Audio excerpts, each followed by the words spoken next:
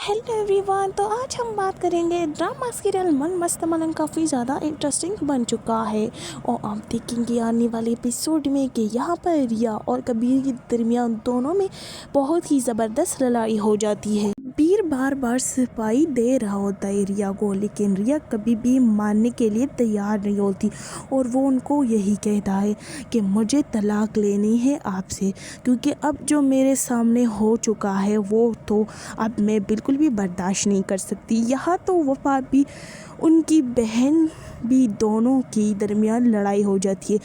क्योंकि वफा की बहन उनको कह रहा होता है कि तुम घर वालों को इस तरह झूठ ना बोलो, क्योंकि आपने मबीना जी को भी झूठ बोला है और अपने शोहर को। अगर तुम पकड़ी गई तो फिर तुम्हारा अंजाम बहुत बुरा होगा और साथ साथ में मेरा भी हो जाएगा, क्योंकि आपको तो इस घर से चले जाना है और मुझे भी ये लोग इस घर से फारिग कर देंगे। तो वफा कहती है कि ऐसा कुछ भी नहीं होगा, तुम चिंता ना करो। दूसरी तरफ कबीर रिया के घर चला जाता है। वो कहता है कि रिया तुम मेरे साथ चलो, लेकिन रिया घर पे नहीं होती, वो शॉपिंग के लिए चली गई होती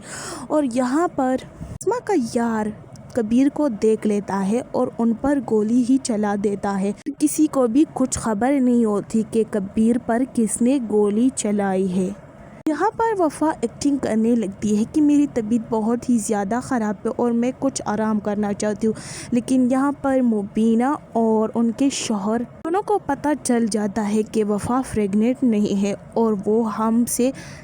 झूठ बोल रही थी और हमको बेवकूफ़ बनाया था कि मैं प्रेग्नेंट हूँ और ऐसा कुछ भी नहीं है और ये भी हो सकता है कि ये कभी भी माँ नहीं बन सकती। इसने इतनी बड़ी जाल कैसे बचा लिया। और वो दूसरी तरफ ये भी सोचता है कि ये तो खैर है, मैं तो पहले ही कहती थी कि ये लड़की अच्छी नहीं है और मैं आपकी दूसरी शादी कर लेती हूँ, लेकिन नहीं, आप तो मेरे नहीं मान रहे थे और इन अपनी बीवी पर ही यकीन कर लिया और अब इसने अपनी बहन को भी, मेरे दूसरे बेटे को भी बर्बाद कर लिया, उसकी ज़िंदगी तबाह कर ली, क्योंकि